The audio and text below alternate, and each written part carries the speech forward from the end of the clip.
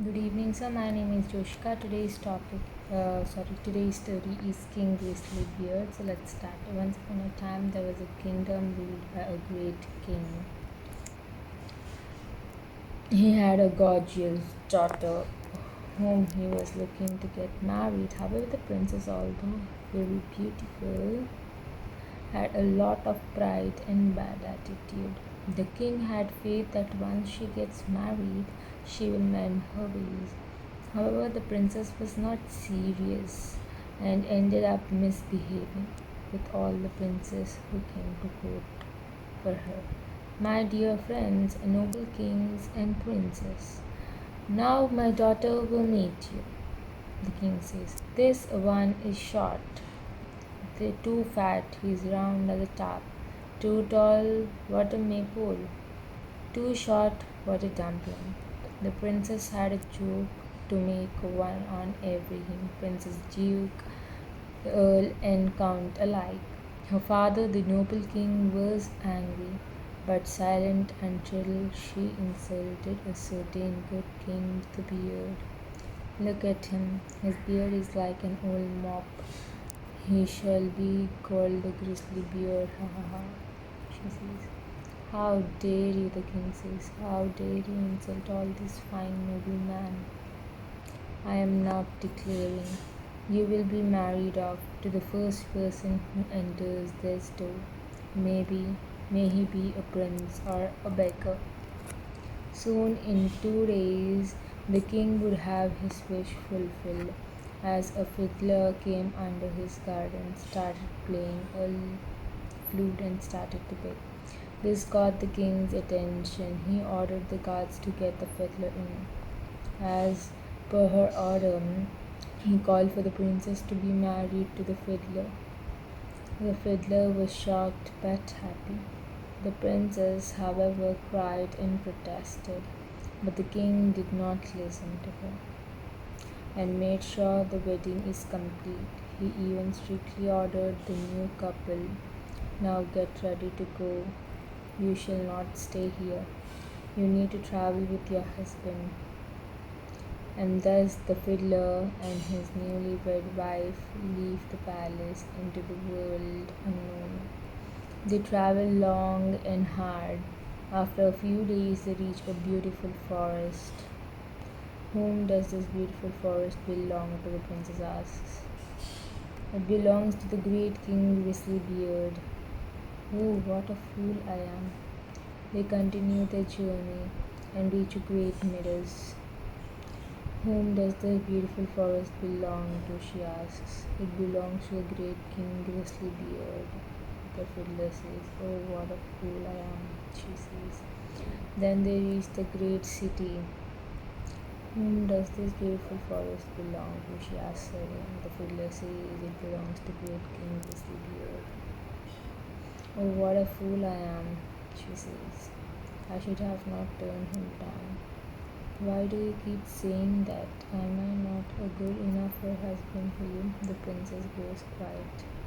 The fiddler then gets them to the edge of the town to a lonely cottage. The princess is aghast. Oh my lord, this is so small. Where are your servants? Servants? My dear, you and I have to do everything in our own. There are no servants in my house. They find limited food, which gets over quickly. The princess struggles to cook as she is not used to it. The fiddler helps her. The fiddler cuts some willows from the trees and asks the princess to weave some baskets. She tries, but her fingers get cut. The fiddler moans in anger. You cannot cook, you cannot weave baskets. What bargain have I got? You are good for nothing. Let me find something for you. So the poor fiddler arranged some pots and pans and made a shop at the street for his wife to sell. Because of her beauty, many people started buying her pots, and they would buy more and more pots for a few days.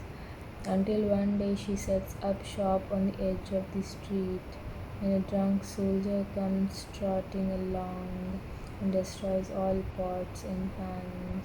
The princess is heartbroken and cries aloud. Oh, what will become of me? What will my husband say? No, she runs home and tells her husband everything. How stupid you must be to set up shop wherever everyone passes by. So you cannot do this work also. I have visited the palace and asked if they want a kitchen maid, and they have said they'll take you. You will now work as a kitchen maid. Thus the princess was working in the kitchen, doing all the dirty work. She has to clean the floor, the chimneys, the ovens, the pots, pans, and the utensils also. At the end of each day, she gets to carry some meat to home. This went on for a few days when she learns that the king's eldest son marriage has been announced. She sees the excitement in everyone but remains quiet in her sadness.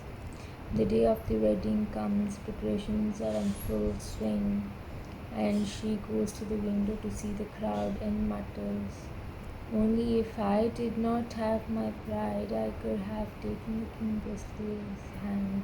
What have I done? Did I hear my name? Oh dear King, my apologies. It hurts me for you to see me like this. Oh, worry not. I am not alone. Come with me. She is taken to the ceremonial hall where all the nobles, including her father, are present. All laugh at her seeing her condition. She feels very pained due to this. I am sorry for being so rude to all of you. I have learned my lesson, the princess says. Worry not, dear princess. I am the fiddler who married you and lived with you for all these days. I am the soldier who destroyed all your pots and pans. And I did all of this so that you may realize that pride is a great evil and the worst quality to have in your heart. You have learned that lesson and your pride is gone. Come, my queen, take my hand and be my wife. They got married at the same time and they lived happily ever after. And this is today's story. Thank you.